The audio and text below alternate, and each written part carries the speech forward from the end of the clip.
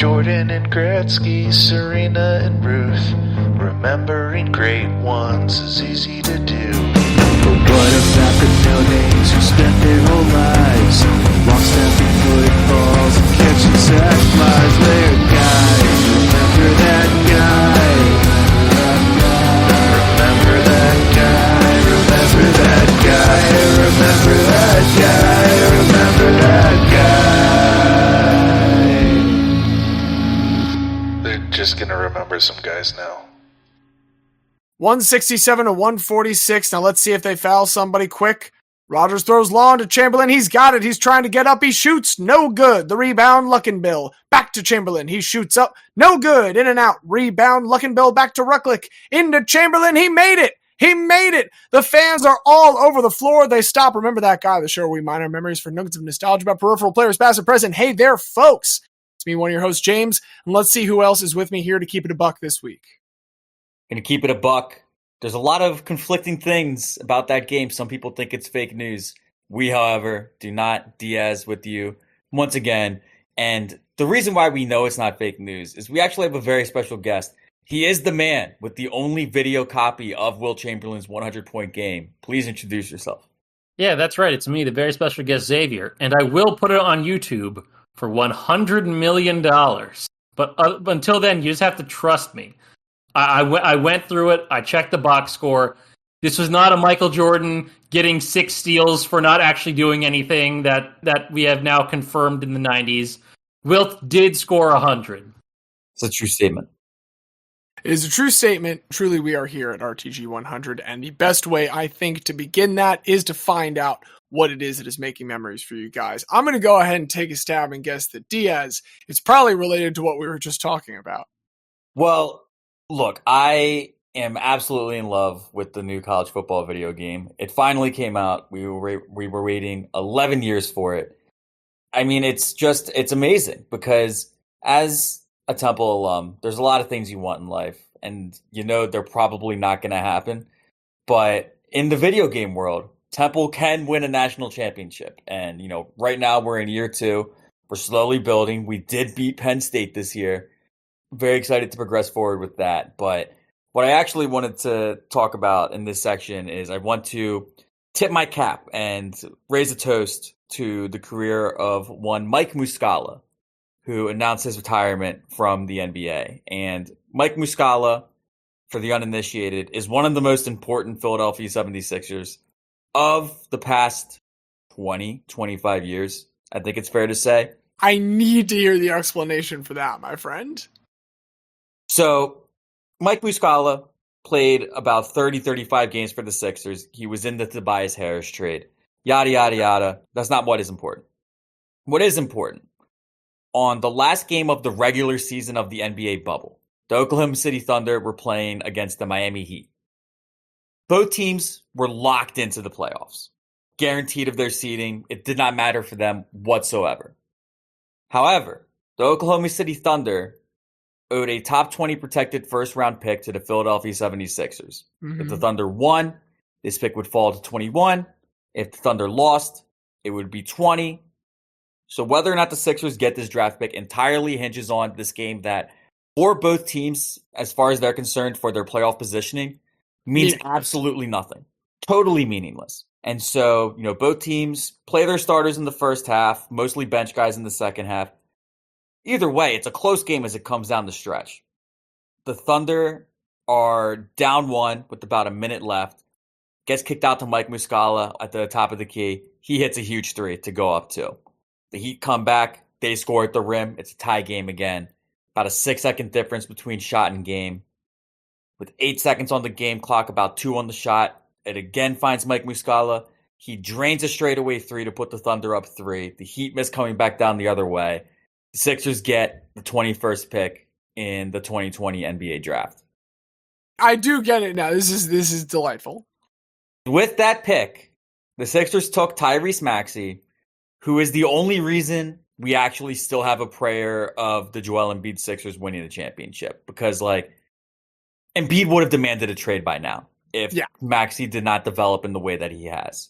And there's nobody in Philadelphia that would blame him for it. But to see all the beautiful quotes. First of all, the Sixers as an organization get shit on a lot, and they do deserve it. But if you didn't see the video that they did when they essentially created a museum of Maxey when Tyrese came to the facility to sign his max extension, all of the Sixers players are there and Embiid is there. You know, Maxey saying, Joel, you're the reason why I want to push so hard because I want to get you the championship you deserve. And Joel saying, you're the best teammate I've ever had.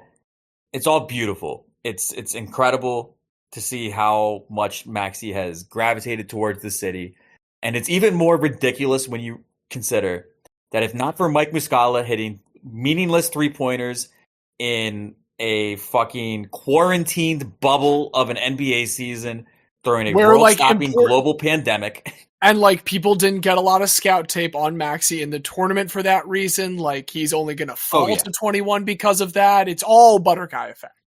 There's so many specific things, most of them bad for society, that had to happen to create the circumstances for Tyrese Maxey to make it to the Sixers. To create the worst thing for society, which is a Sixers NBA championship. I mean, that's really, of all the things that have happened, that will be my, okay, it's a simulation moment. Like, all right, come on, somebody hit the lights real quick. Like, we know that they didn't win a championship. Come on now. I do think this is a fully different situation. I do just want to point out the only other instance I can think of like making one of those museums to a player as they do the extension is when the Clippers signed Blake Griffin and then traded in the Pistons, like 2 years later? I think it was like 2 months later. Like, it might have been like, oh, thank God we got him signed. Damn. Okay, we got to trade his ass. We got to get something for him. No, yeah, that was particularly brutal. But hey, shout out to Mike Muscala. Shout out Mike Muscala. I hope that they have some kind of recognition for him at one of the games. And the Sixers Twitter account, whoever is the admin, great job, because they did tweet out, thanks, Mike Muscala, for your 31 games, whatever. Oh, and also this. And then they took the picture of the ball in the air from that shot with like 8 seconds left in the game. I mean, if you know, you know. And if the Sixers ever win the championship, honestly, Mike Muscala gets a ring. He absolutely gets a ring. For as long as Tyrese Maxey is contributing to the Sixers, Mike Muscala gets like... Just like as the scout? Well, it's like Xavier, you know, you're very familiar in like European soccer when if you have a young guy and, you know, for whatever reason, you sell him to another club, you're going to put on like a sell-on clause so that any further success that he then has or he gets sold for, you get a little bit of that. That's like Mike Muscala with like Sixers success. Like he has a tiny bit of equity in the team forever now. If the championship ring is like a 20-carat ring, he gets a 2-carat ring. Nothing crazy. 2 whole carats? Okay. Just an acknowledgement that, yes, thank you, Mike Muscala. You are one of the main reasons, along with, you know, COVID, that we were able to get Tyrese Maxey. Going back to the game that you were speaking of moments ago, not the games on the court, but the games with plastic controllers, I want to talk for 1 second about plastic toys. Guess what, guys? Last year was the year of Barbie and Barbenheimer, but this year is the 65th anniversary of Barbie. And earlier in the year, in like May, they announced they were going to make female athlete Barbie. I'm going to go ahead. I am taking this from an ESPN write-up on May 23rd of 2024, just so I can get like the quick blurbs about all the athletes, because admittedly, I did not know about all of these. I did know about Venus Williams. That's easy. Rebecca Andrade, gymnast. Alexa Moreno, women's world medalist in gymnastics. We have an Olympic gold medalist boxer, Estelle Mosley. Swimmer, Federica Pellegrini. Gonna take a stab and say that's Italy. Para-triathlete, Susanna Rodriguez. And a national indoor champion sprinter, Iwa Swoboda. So those were the 8 athletes they announced then that they were going to make Barbies of. Turns out they're not making ones you can sell. And the only reason I know this is because they're releasing a 9th female athlete Barbie. This one you can purchase, and this one is WNBA legend Sue Bird. Like, they specified in press releases, hey, she, unlike the other 8 athletes that we made, you can go out and buy this one. I don't know why the fuck they're making Barbies that you can't buy in the first place. That seems a little silly, but hey, there is now a Sue Bird WNBA Barbie. It is the first of its kind. Very important, has posable knees. So this is an action figure. not just to like defray anyone's concerns about owning a Barbie, but also like you can pose it as a basketball player. It has knees, very important, and hopefully will hold up just as well as Sue Bird's knees that largely did during her career. I just think this is neat. I just think it's cool. I don't have a whole lot more that's making memories for it right now. The tour has continued to go on, but I don't want to talk about it. Well, we'll save the tour for a little later, but we do have number trois, the third person who has some making memories to share. Xavier, what you got, bud? So I'm trying to remember all the things that have happened since we were last recording. I think Greg Berhalter was fired in between the last time we recorded. So a lot of talk about who the U.S. is looking to hire.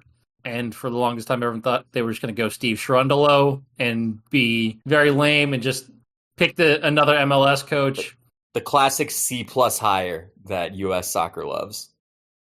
Today, there's a lot of smoke about it being Patrick Vieira because he just parted ways with Strasbourg in France, which is not my favorite, but I can't not love Patrick Vieira. I mean, the man is an invincible, so I would have to support him. But a Fox Sports report that just came out like an hour ago said that, no, they're actually very much focused on trying to hire like someone with European pedigree from a high level. So I don't know if that means Poch or trying to go after Gareth Southgate now that he is not coaching England, which feels like it would be the perfect. So see, we hired someone with incredible European international pedigree. Ignore the fact that he played extremely boring and barely won with probably the most talented team in the world. Can I make a political analogy? Please. Yes. Replacing Greg Berhalter with Gareth Southgate would be like replacing, at this point, Joe Biden with Bernie Sanders. That's the guy, right? That's the guy that does the things, and it's like, okay, well, the primary criticism of Greg, boring soccer, Southgate, boring soccer, Biden, old, Bernie, old. You haven't addressed anything. It's also bad when you look at the fact that apparently Berhalter and Southgate are close, and Berhalter used to go to England to like pick Southgate's brain. Like, so that's why they're both so boring. Very boring. So I hope it's not Southgate. I honestly don't know who I would want at this point. I'm kind of hesitant to endorse anyone, so we'll see what happens on that. But Greg out, which is good. Another thing that I realized did happen since we last recorded is that Jalen Brunson took a sweetheart deal. They can't keep getting away with it. The power of friendship cannot keep getting away with it. Yes, it can. Yes, it can. If the Knicks win, Philly wins too, so everyone is happy. Diaz is all of a sudden going to reverse his position on Villanova being Philly if that happens. Villanova can be Philly, but the fucking New York Alumni Association of Villanova is not Philly. I just hope if Jay Wright comes out of retirement. I just want there to be enough corrupt mafia activity in New York that Jalen Brunson's at least being compensated fairly. My concern is that players are not going to get money because of this that they are owed. Like, other players' contracts are going to be affected by Jalen Brunson taking that discount. That's my only issue. You want to play with your buddies? Fine. As long as we've got, the mob or some kind of organized crime cutting everyone sufficient checks on the side, whatever, we can deal with it. But, man, that's a lot of money left on the table, buddy. It's funny, and a video came out earlier today that was Raymond Felton, who, wild to say, Raymond Felton was the best Knicks point guard of the past 20-plus years prior to Jalen Brunson. So it's Raymond Felton and Theo Pinson talking about Jalen Brunson. They called him the best teammate in NBA history. Theo said, though, hell to the nah, am I taking a $113 million pay cut? Felton said, I love Jalen. I love his game. I love him as a person. I commend him on it, but ain't no way in hell I'm doing it. So I don't think this is going to cause a cascading effect, although there are talks that Mikal Bridges might do the same for the Knicks. I don't see this happening outside of New York. It's more like the Tom Brady or Patrick Mahomes, like, I know you're going to get me at some point, so I'm going to take the pay cut to win right now, and I'll get mine in the future.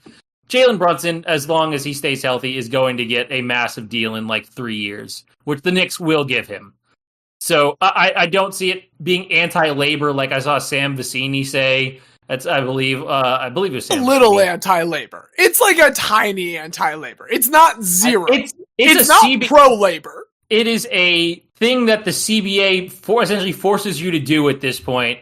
We couldn't keep Isaiah Hartenstein because he was too good for us. We signed him to too good of a contract where, because of the CBA, we could not offer him what another team could. So Let me say, the CBA is weird. the most pro-labor thing is to empower laborers to make the decisions that are best for them. New York has friends and also lots and lots of sponsorship deals. New York is powered exclusively by friendship at this point, which is admirable. Doesn't that sound like some bullshit like Eric Adams would try to say as his campaign slogan? Yes. We run on friendship. It's like, okay, man, but like, what about all these things? That's a man who said he ran for mayor out of spite and revenge. Like, He's definitely also talked about leprechauns. Like, I have at least 2 nickels for times that Eric Adams has mentioned leprechauns in public appearances. But on the topic of revisiting decisions and on the topic of friendship, we have reached the ending portion of season 10, and that means we have reached yet another relitigation, in which we do, to kind of reaffirm the quality of Guy that is brought here time and time again, look back and see where we can still, better yet, improve the haul by adding at the fringes some of the guys that have not made it in, to revisit the format. If you are unfamiliar with this, it's a creation of Diaz in which we will now each take turns selecting one guy that was submitted from each of our 2 companions that did not make it in their given week. And those 6 guys that will be, if they are deemed so worthy, inducted into the hall along with the 9 that we already have from the previous 9 standard episodes. That, I think, just about sums it up, boys. Am I right? I think that's wholly and conclusive, yes. Wholly conclusive and correct, indeed. And I took it last week. I'll go ahead and get things started. I'm very indecisive here this time, and so some of this decision will be made live on air now. I think the person that I can kind of knock more out of is Diaz. And so I think I'm going to start with you, Diaz, and kind of think out loud here. Xavier, if you want to at any point manipulate my decision and influence me, please feel free to make this easier on me in any way if you want to try and steer me, friend. Okay. I have one for Diaz that is really good. So if you lean towards him, I'll push you away. I want to start with acknowledging Luc Mbah Ah Moute for a particularly, I'm not going to put him in, but I want to give him an honorable mention because I think Luc Mbah Ah Moute best represents the idea of what we thought this was going to be when we first started. I think Luc Mbah Ah Moute is in many ways like that kind of very standard guy, very much just kind of like lingers at the fringes of history for a little bit, very literally with the picture that he is featured in there with the Miami Heat alley-oop. That will extend into history forever. He will be that tangential, that tertiary person in it. That being said, I think what Reliti-Guy-tion in particular has become as we go forward is a time to try and find like the guys that, even if they're not necessarily what this began as however long ago that we did this, the guys that like stand out from the pack a little bit more. But I did want to take a second there. Like, I think Luc Mbah Ah Moute deserves credit as being maybe one of the most like Mario in a sports video game guys. Just good, balanced, all-around guys. So that's the honorable mention to him. I think we can also kind of easily knock out Justin Williams because Xavier and I hate the 2012 and 2014 Kings, respectively. So sorry, Justin Williams. Like, eat shit, get bent, fuck off. However, I do want to take 1 second with Justin Williams to mention a relative of his, Zelio Topuzzini, who is the greatest hockey player in Rhode Island history, apparently. Because I just, I look at all the guys to kind of refresh memory, and there's a link to this distant family member who only played 123 NHL games, played 785 in the AHL, almost all for the Providence Reds. And so he's Rhode Island's player of the century. He's got a plaque at the Dunkin' Donuts Center, like the arena that they have now in downtown Providence. He was an inaugural member in the Rhode Island Hockey Hall of Fame. So just a fun, weird dude that Justin Williams is connected to. Anyway, let's move on to some of the real considerations here. I felt strongly about Rally Monkey. There is one complication with that. There are 2 monkeys. There's both the monkey from Ace Ventura and the later monkey. I don't know how to honor both monkeys. Therefore, I do also I would like a third random animal in this hall. I do not think Rally Monkey can be that at this time. I'm left with 3. And in order to make sure there's still some meat on the bone when we get to Xavier, I think I'm just going to cut to the one that as we narrow this down out loud, I am leaning towards now. I think looking back on this half dozen for a Diaz, I think the guy that invented kicking in Jack Manders is the guy that I need to go with. I think that's the best elevator pitch for a guy this season. Xavier, credit to you. Wheaties was a clever thought on your part. That was a good idea. And it brought us Jack Manders, a guy featured again in Guys of the Day, a guy I already had a lot of affection for. I think looking back on this now, my heart has to go towards Jack Manders.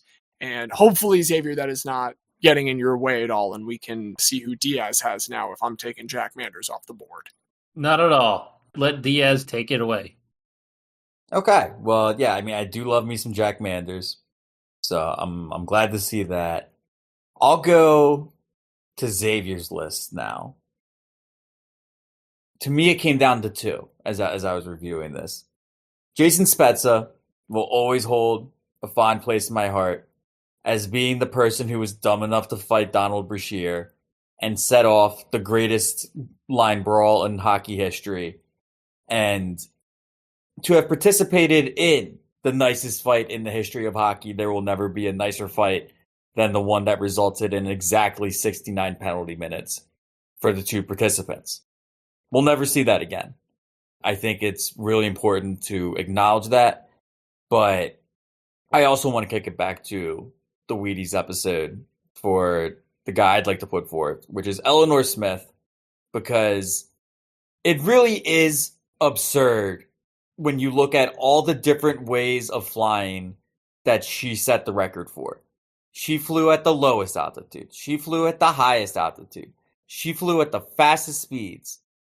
It's an insane dedication to mastering a specific craft, and I have no choice but to respect that, and I have no choice but to put forth Elinor for Reliti-Guy-tion. You love Elinor Smith. That is very much a personal favorite. I like Elinor. I would like to discuss Elinor a little bit more further. Interesting. I don't need to bury. Here's the thing about Elinor for me is the exact same thing that it was at the time, and I think it bothers me a lot less now. Because at the time, the thing that I kind of did get hung up on, and this is not her fault, this is the nature of the field that she was in.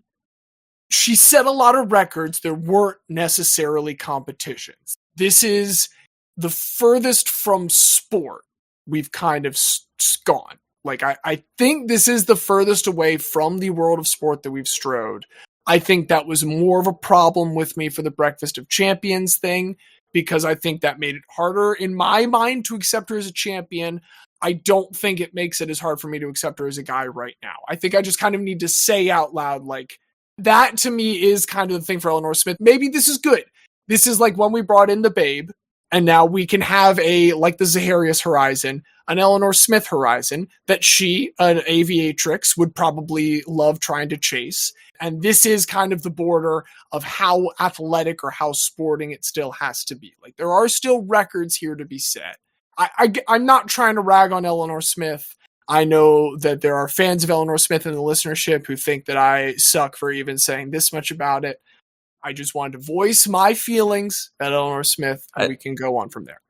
I think the Elinor Smith line of tangential relation is something that we can add into our bylaws. With that, Xavier, we turn to you, having just had Elinor Smith from your roster brought in. Who amongst the 2 of our rosters do you now have to consider? So I'm going to go with James first, and I also had it narrowed down to 2. I thought very long and hard about this. I wanted to go with Catfish Hunter. I was thinking about Catfish Hunter even until like 30 minutes ago, because I love the idea of bringing in the like first real big ticket free agent, and also I love Yankees and also people who grew up on farms. Big fan, can relate to all those things. And I loved like his personality and also his entire story. I really liked Catfish Hunter a lot. But when I really had to buckle down and go through it, we were talking about Big Red earlier, and I love mascots. And I love the Phoenix Suns gorilla. I think this is a good decision. I love the fact that it was just a dude from a singing telegram who was not hired by the team.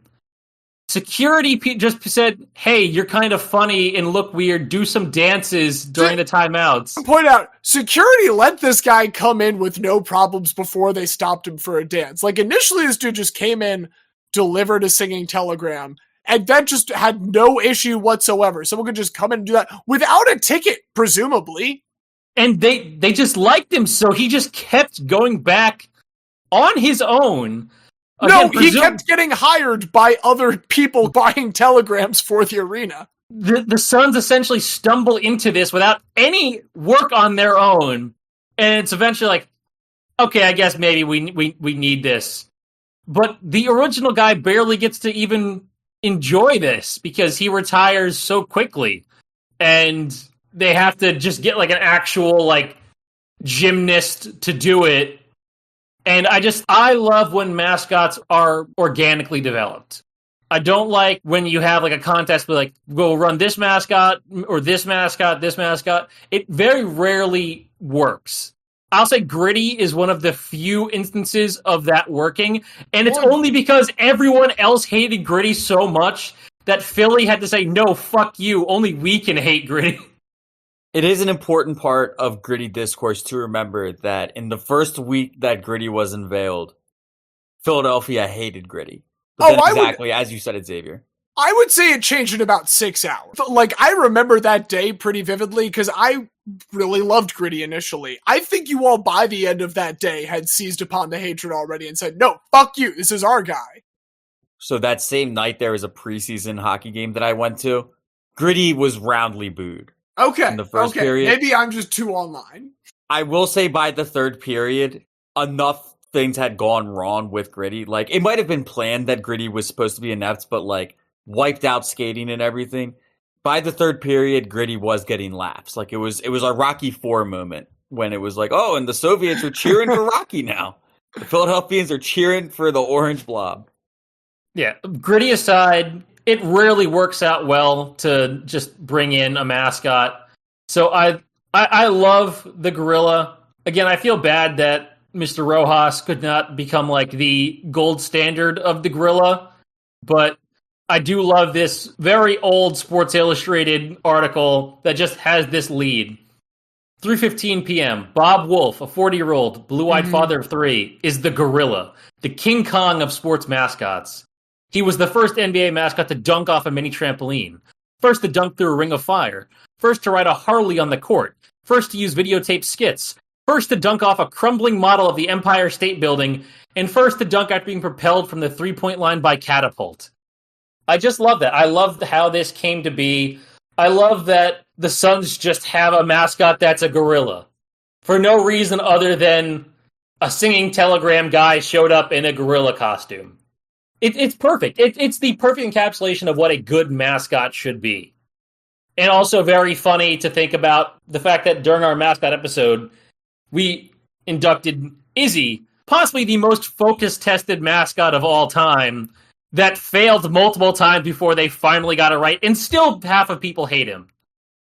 A mascot done right is unbeatable, and I think that we should bring in the Phoenix Suns gorilla. You'll hear no complaints from me. Shall we snake it? Shall we snake it again this time? You want me to go again? Yeah, let's have you take it, X. Okay. So I'm very happy that you did not pick the person I had for Diaz. In fact, you discounted this person first, which I thought very surprising. Because Luc Mbah Ah Moute is responsible for Joel Embiid. Think about how much worse Diaz's life would be if Luc Mbah Ah Moute did not exist and did not bring basketball to Cameroon. I mean, I've seen Diaz have some pretty bad feelings because of basketball being brought to Cameroon as well. All things being equal, it seems to have about balanced out in the average. The highs are so high, but the lows of the second consecutive year of a broken foot before you even get to see him play are so low.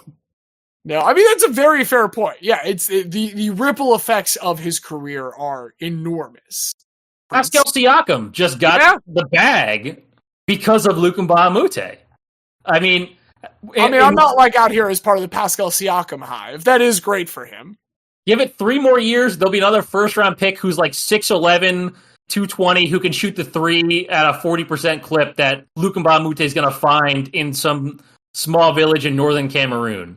I don't know how he's going to do it, but he's going to do it because apparently every good Cameroonian basketball player is found by Luc Mbah Ah Moute.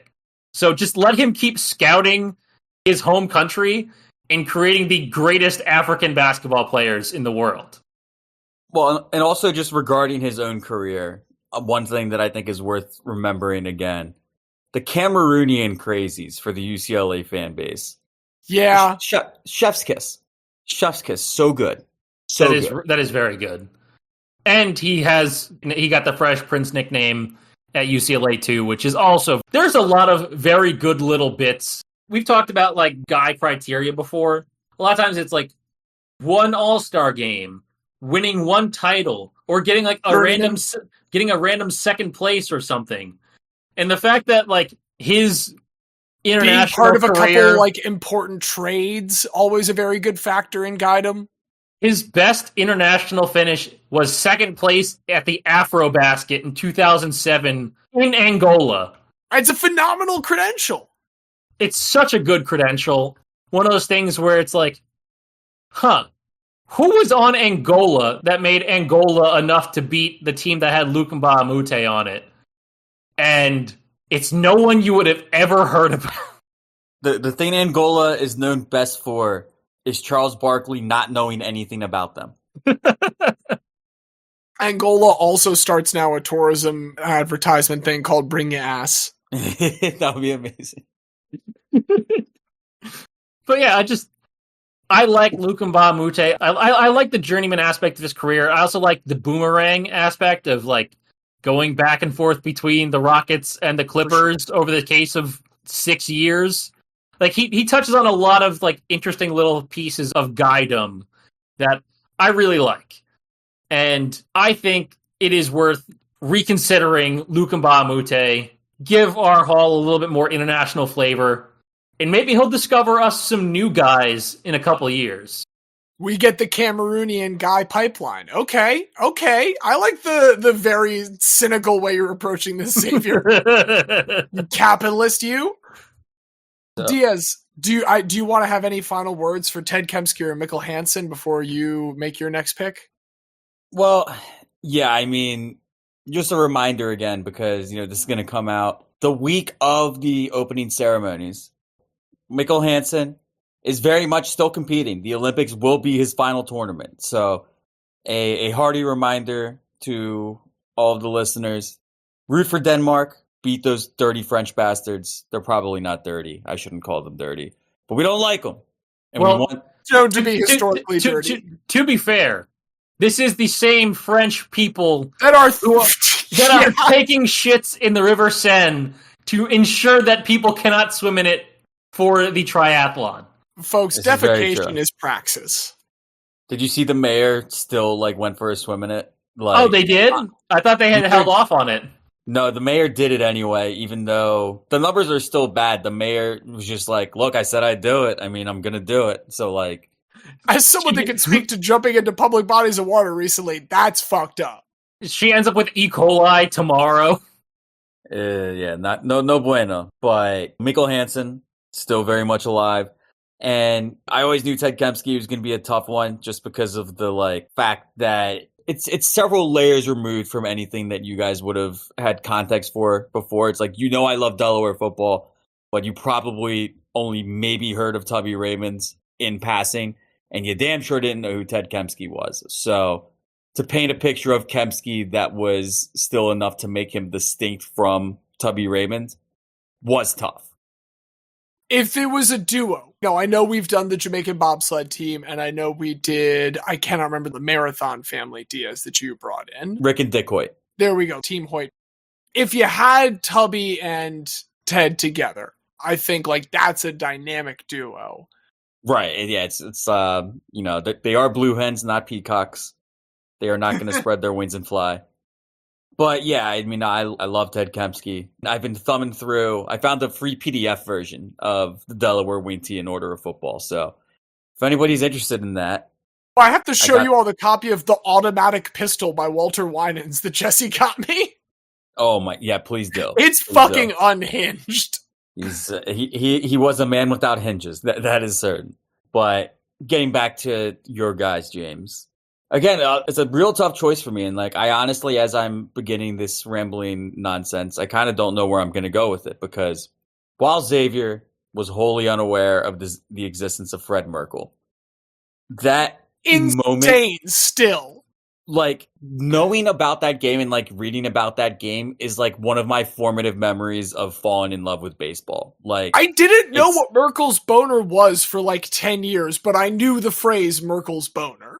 Right. Yeah, I mean, it's like reading books about him, reading books about Roberto Clemente, as much as actually watching the games themselves and playing the game myself made me fall in love with baseball. So I do hold a strong kinship to Fred Merkle, but then I also do love Chip Engelland, this unsung hero who is so vital to the development of so many great basketball players. Like, yes, Tony Parker and Kawhi Leonard deserve the most credit for becoming the players that they are.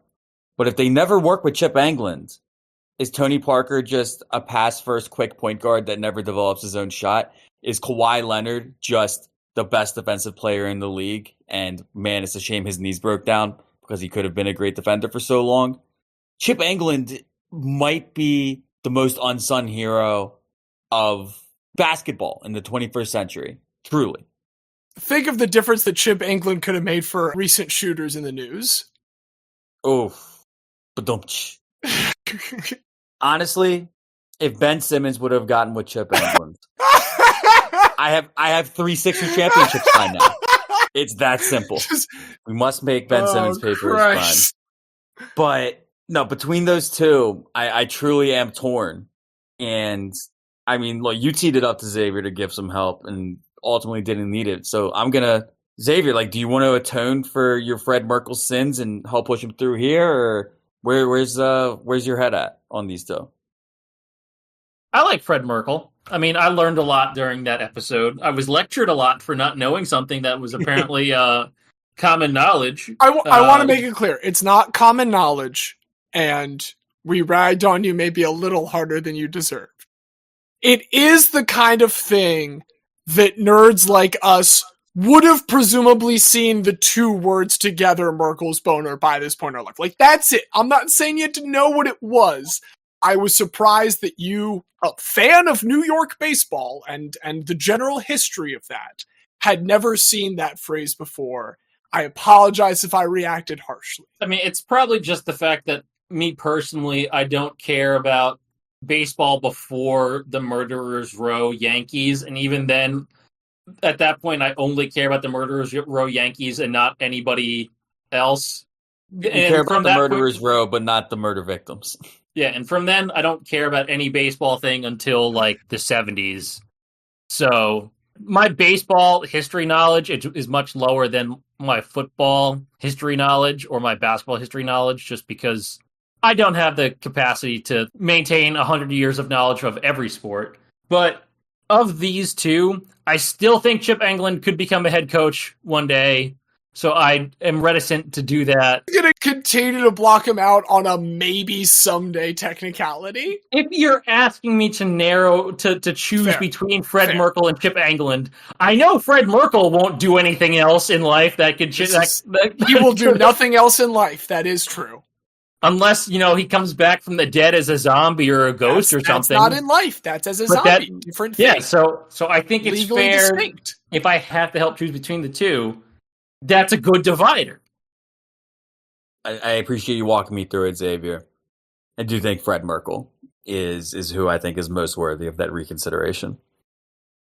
I have no bone to pick with that. That's enough bad puns for now. Let's make some tough calls about Xavier's guy. We got Elinor Smith out of the way. Stefan Peters is an excellent goof. Love learning about dressage. I do feel like Reliti-Guy-tion, again, this is one where we're putting people on a pedestal. I can't sacrifice that spot for an excellent goof, no matter how good it is. So I gotta look to some of the guys. I agree with you, Diaz, that Jason Spezza is right there as an upper level one. That's one that I definitely think about quite a bit. To give just quick token acknowledgement to the other two that I think I'm not going to go with. Lindsay Jacob Ellis. Just like the most Disney Channel original movie origin story ever. Like being this ski prodigy whose house burns down, and then she has to take up snowboarding because skiing's too expensive. And also she goes to like a preparatory high school where all they do is winter sports, and like she gets good at snowboarding because only the like guys will race her, so she has to get tougher with it. Genuinely shocked that there is not a Disney Channel movie about Lindsay Jacob Ellis, and maybe there will be at some point since she's retired. She got her gold. She got her ultimate victory. I know that continues to infuriate Xavier, but like at the end of the day, there was catharsis for Lindsay Jacob Ellis. And in the case of Matthias Sindelar, I will start by saying I'm not going to do Matthias Sindelar. Going to go with the person that has not been mentioned. It's all right, James. Just say you hate people who hated Nazis. It's fine. That's the thing. Like, he is Antifa. He is Antifa, and it's hard to be anti-Antifa because that does mean you are pro-fa. I think in this particular case, we can all like acknowledge that none of us are pro-fa and not mind that. No, Matthias Sindelar is great. Here's literally what it is. It kind of feels like an insult if we put Matthias Sindelar into this hall that we have made. Like, there's a little bit like, yes, we have some prestige. We are also idiots and like to have like then been murdered by the Nazis after all that. We've got a lot of people that survived not getting killed by the Nazis. This would be the first person that got killed by the Nazis that we put in. You want to make it into our hall? No, fuck. God damn it. I didn't think there was going to be anything worse than the Trump shooting joke, and there we go. We continue to find new lows. No, there's nothing against Matthias Sindelar. I just don't think that he can overcome how I feel about Neil Leifer, who is the one that I do want to pick from Xavier's selection.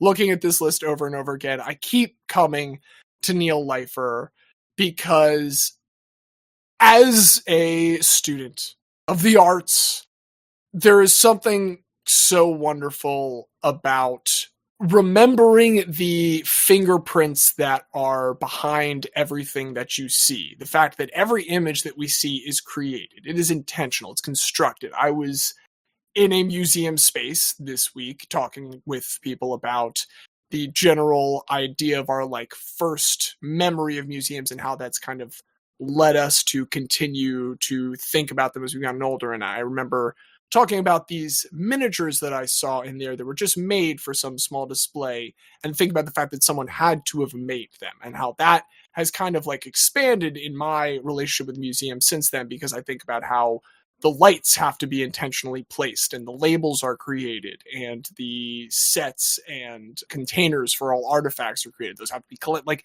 there are fingerprints on everything that is made to just look as though it is being seamlessly presented to you, and to go through the life of Neil Leifer. You want to talk about hokey origin stories, this fucking like New York kid who just gets money shoe shining to buy a camera and then hustles his way into football stadiums by taking like wheelchair veterans, if I'm not mistaken, Xavier, and just like getting onto the field level. Oh yeah, I'm just going to take a picture of like the greatest football game of all time that's going to irrevocably change the relationship between this nation and this sport forever, and sell that to Sports Illustrated. Just insane. Much like Elinor Smith, right time, right place story that I think, Xavier, you excel at a lot of the time. So with all of these guys, with all six of yours that you have, you do an exceptional job of finding people that have very singular moments in history, and I want to take a moment to congratulate you on that. For the group as a whole, before one more time honing in that Neil Leifer is my selection for a spot from Xavier's group for this haul. Do you know what this means, James? What? This would mean that for the first time in RTG history, every guy from back-to-back episodes would be inducted into the Hall of Guy. Which means we really killed it in the first 2 weeks to start this season. Well, hey, who won the first 2 weeks? This feels like to be an AL East team, Xavier. This is when we look at like where the highest competition is and see that we're coming out on top there still. Like, yes, I'm going to ride that high. Thank you. The ex-Guy of the first 2 weeks, which was off the charts. 2.4 ex-Guy per episode. We've never seen levels of Guy so high. It's absurd. And you know what? That's why you don't just look at the numbers. You record the episode every week.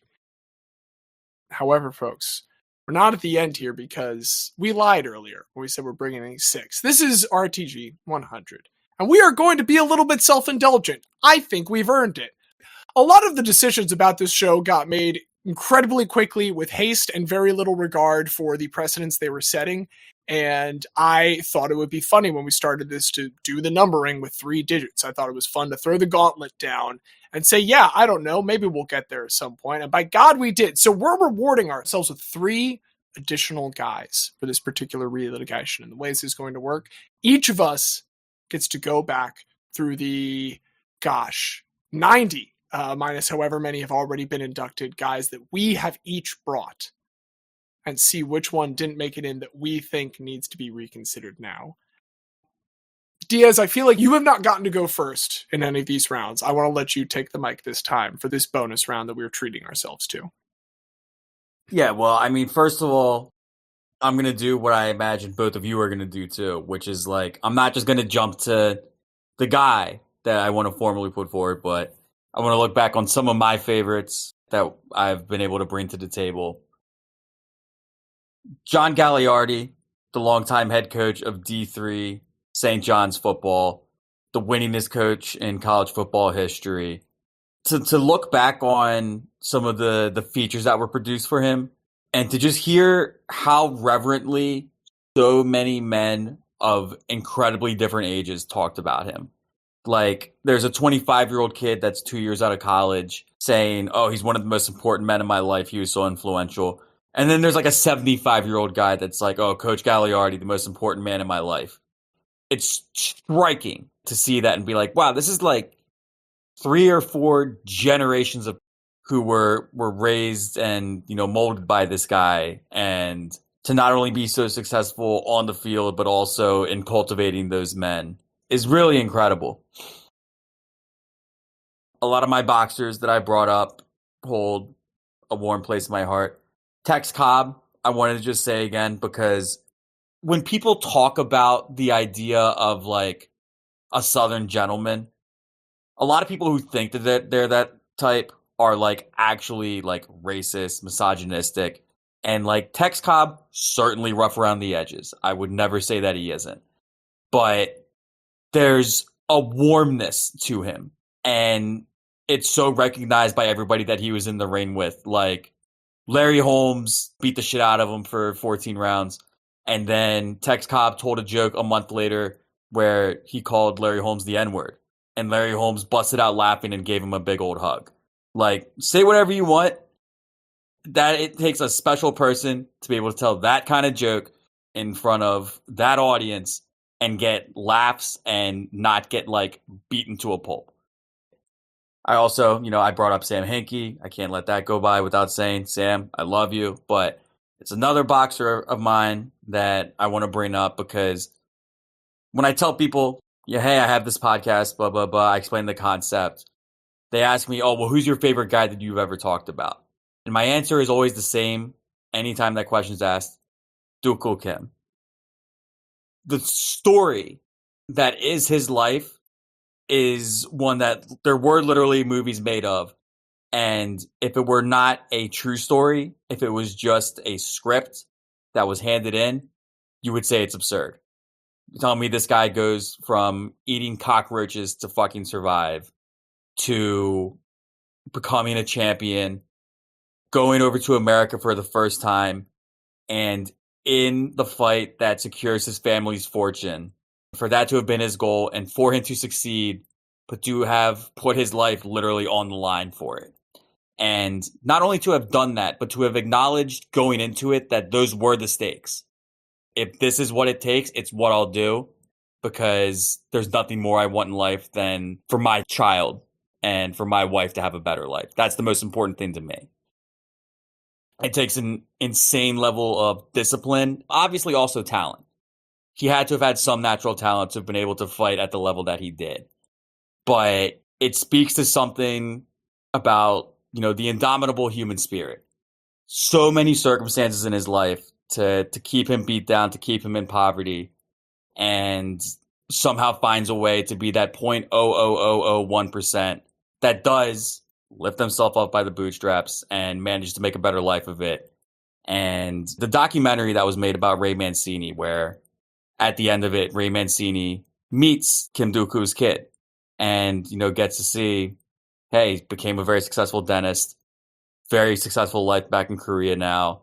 To see the peace that they made with each other is everything that is right about combat sports when it is right. There's obviously terrible people in combat sports. I would never say that there isn't. But that ideal of it's me versus you in a fair fight, we both know the levels we're willing to go to, and the mutual camaraderie and respect that comes with that. There's no story that better encapsulates all of that than Kim Duk-gu's story. So I would want to put him forth to enter into our gracious hall. Love it. Great pick.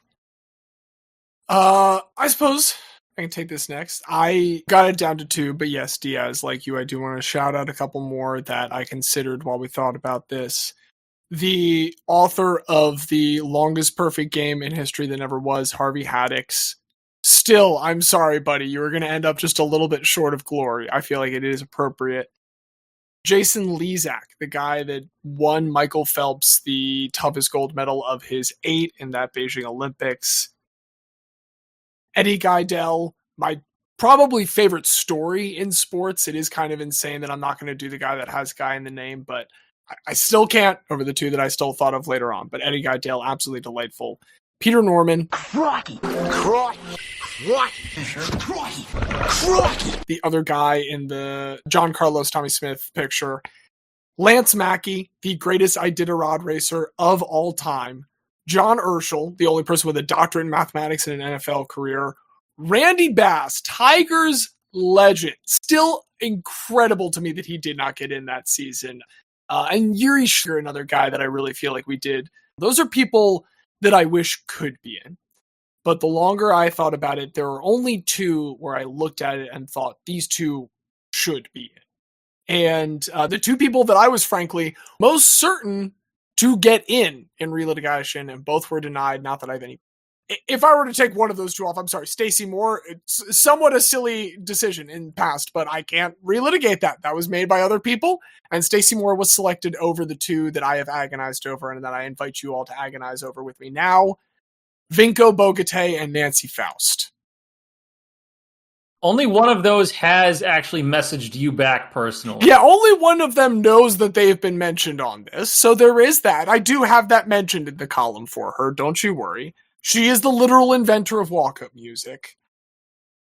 But I keep going back to Vinko, and I think about the fact that his era-adjusted, virality plus to this day, as I think about this episode, has to blow Kimbo's out of the water. All respect to Mr. Slice. But looking at the impact that Vinko Bogataj was able to have on, once again, everyone but Xavier, hey, that's okay. We all have our blind spots. But to be as viral of a guy as he was in a pre-internet age, to be able to latch on when that kind of a monoculture was still around, and when sport, even the wider and more eccentric corners of sport, were there at the edges being documented, to exist in that space and manage to still permeate the national consciousness as much as he did. I think the longer I'm going through this, I adore Nancy Faust, and it is going to kill me to pass her over, but in speaking through this, I think it has to be Vinko Bogataj going in. All right, play the music that I had never heard of before it started. Just drop that in. And the agony of defeat. Well, I mean, the thing we can certainly say is that Nancy Faust is feeling the agony of defeat. This is true. And, I am not trying to lay any blame here at Xavier. We're just talking through the process. And Xavier, in an attempt to make amends, please let me cede the floor to you so that we can hear who you want to put us on blast for not honoring prior to this moment. So I originally had narrowed it down to 3, and I want to give a quick shout out to the person who I was the first to eliminate. In the past 50 years, there have been 4 men to get the career Grand Slam in tennis. 3 of them are Federer, Nadal, and Djokovic. The other is Andre Agassi, who has always been overlooked because Pete Sampras never completed the career Grand Slam. Learning more about Andre Agassi was one of my favorite weeks of preparation for this show. And once again, I think he's going to just come up a little bit short, but we should always remember, especially with how bad American men's tennis has been over the past 20 plus years. There was a time that we had the 2 essentially best in the world. And whenever you have something like that, never take that for granted because it's not guaranteed to happen again. Simpsons legends, Pete Sampras and Andre Agassi. Indeed. Respect to Andre Agassi. Also, one of only 2 people to have the career Golden Slam, which is all 4 plus the Olympic gold. It's just him and Nadal. And the only one to have the career Super Slam, which is the 4 majors, Olympic gold, and tour finals. So you can look at this page that I'm looking on right now of all of the career achievements in tennis, and there is one that is only Andre Agassi. So respect to Andre Agassi. But that took it down to 2 more. And this was really tough because this ended up being the person who is my personal favorite athlete that I ever talked about. And the person who I felt was the most slighted during one of our episodes. And so first, I'll say the person that I like the most is Bernie Williams. I think Bernie Williams is phenomenal. I was thinking about it again earlier this week because many of our listeners will know there was a very bad national anthem that happened. And the rockets spread glare, the bombs bursting in air, gave proof through the night that our flag was still there. The next day, it turns out that the anthem singer, Ingrid Andress, was an alcoholic and was checking herself into rehab, and we hope that she gets the help that she needs. But one of the ways to avoid a badly sung national anthem is to play the national anthem on jazz guitar, which Bernie Williams keeps getting invited to do, and it always sounds amazing.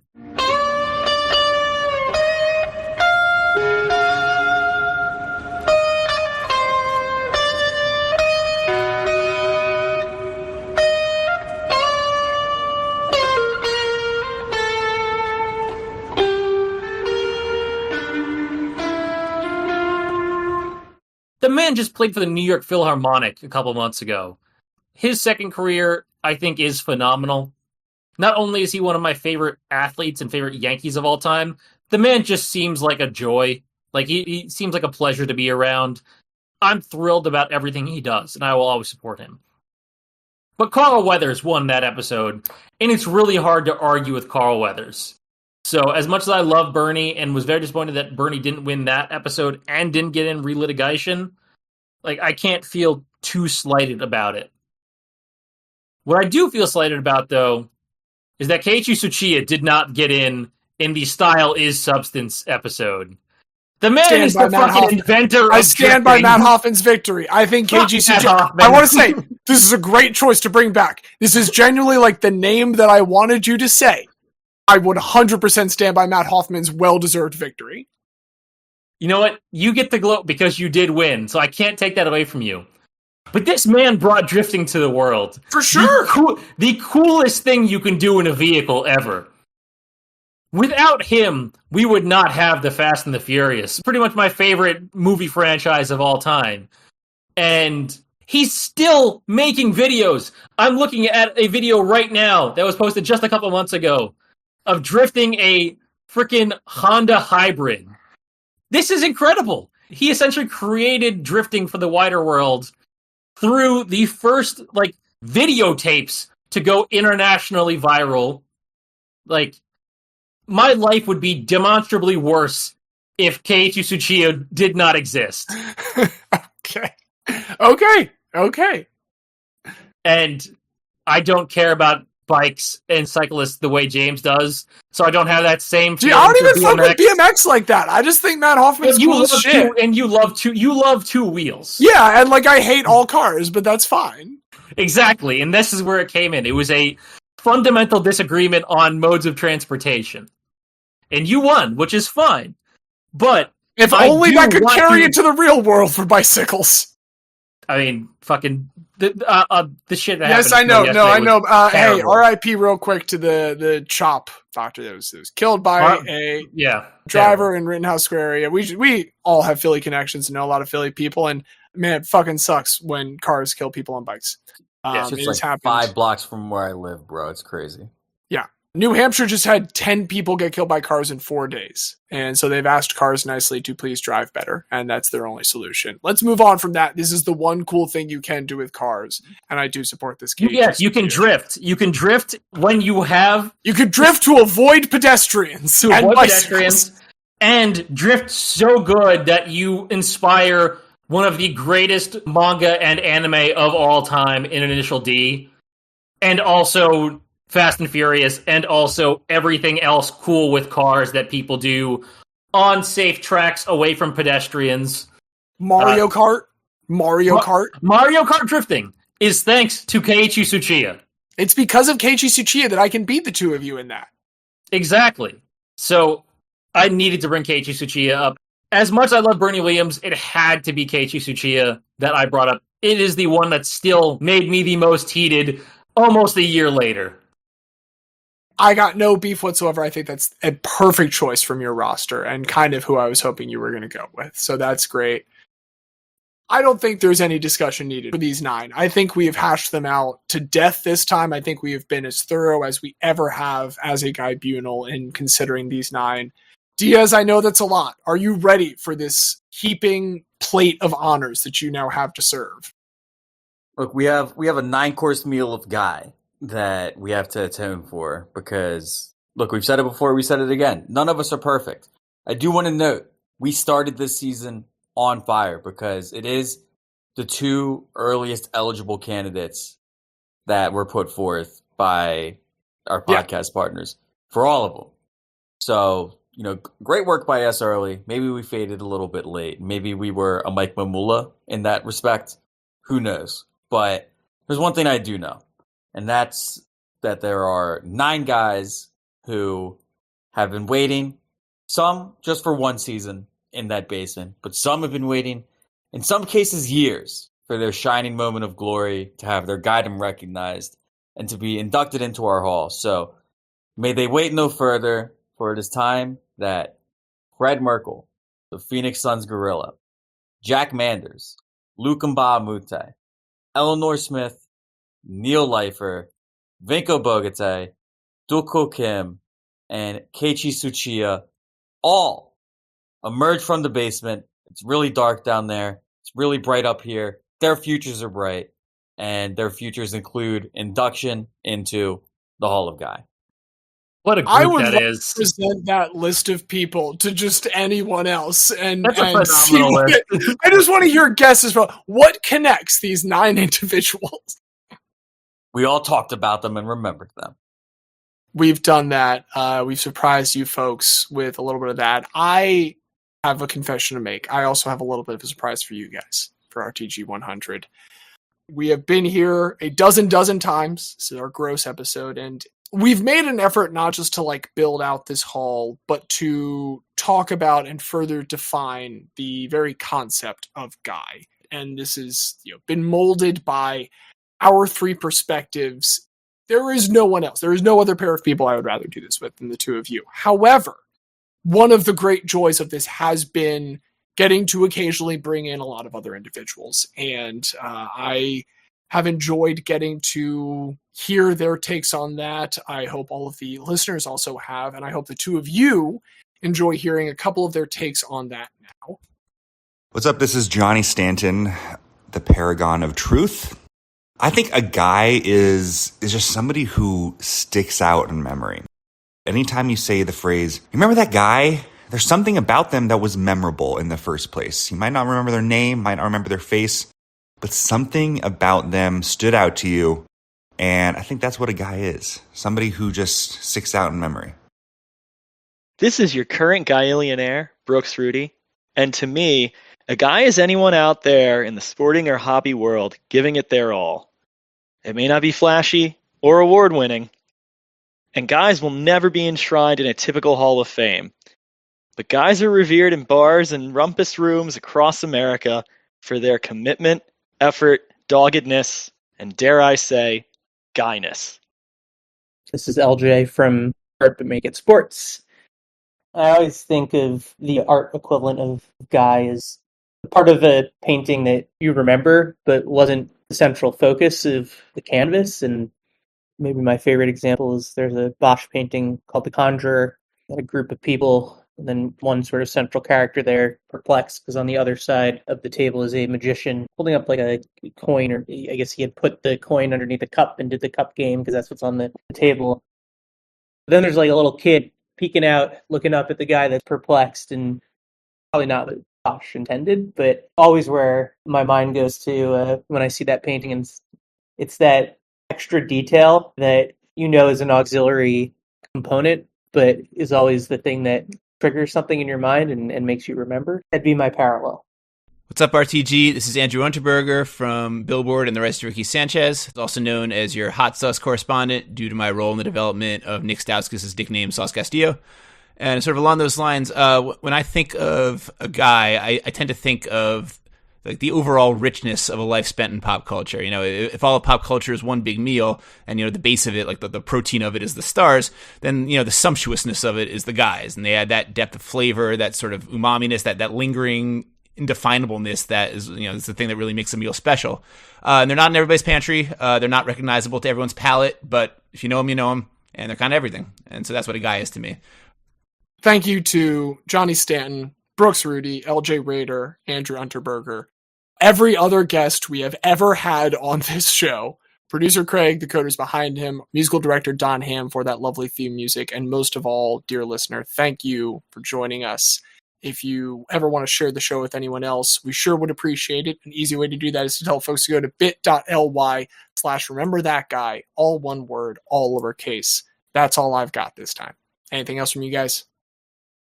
Here's to another 100 regular episodes, 144 total extra episodes, and then another 100 and 144 after that. Because this is still so fun. I'm shocked that it's lasted as long as it has, but it's still the highlight of my week, just talking guys with you two.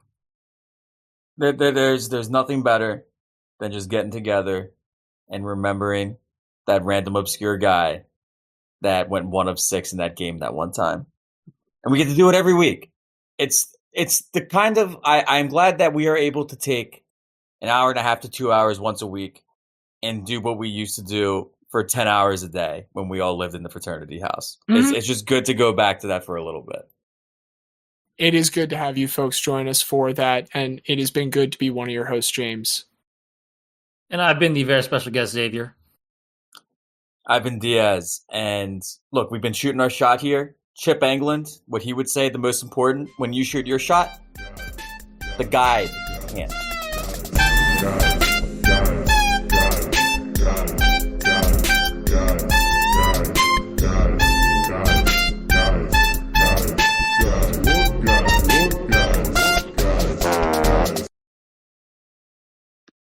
You excited to play more NCAA after this, Diaz?